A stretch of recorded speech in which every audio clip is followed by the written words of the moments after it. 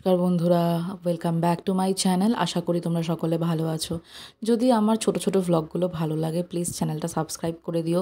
বেশিরভাগ বন্ধুরাই কিন্তু আমার চ্যানেলটাকে ভিডিও দেখছো বাট সাবস্ক্রাইব করছো না।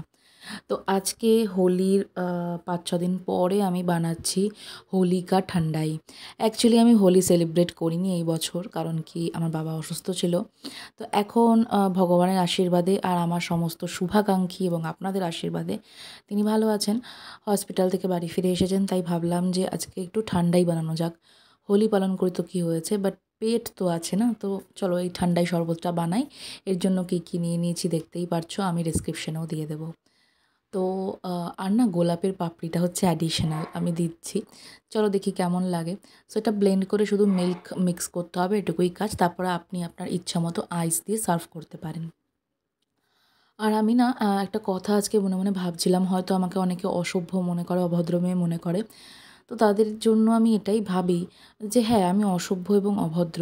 অসভ্য অভদ্র থাকাটাই ভালো সেসব মানুষদের জন্য, যেসব মানুষ হয়তো তোমাকেও রেসপেক্ট করে না, এবং সঙ্গে আমার রেসপেক্টের থেকে বেশি হচ্ছে আমার বাবা মার রেসপেক্ট, যে আমার বাবা মাকেও রেসপেক্ট করে না।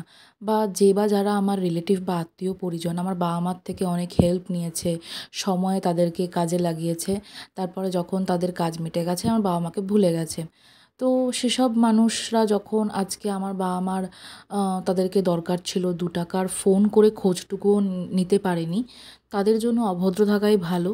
তারা যেন আমার থেকে কোনো এক্সপেকটেশন তো নাই রাখে। এসব মানুষকে আমি আমার সোশ্যাল মিডিয়া থেকে ব্লক করে দিলেই ভালো হয়, কারণ তারা অ্যাজ আ সিসিটিভি ক্যামেরা আমার সোশ্যাল মিডিয়ায় বসে আছে, আর কোনো কাজেরই না। তো এসব নিজের লোক বা রিলেটিভকে না জাস্ট সোশ্যাল মিডিয়া থেকে ব্লক করে ভুলে যাওয়াটাই বেটার।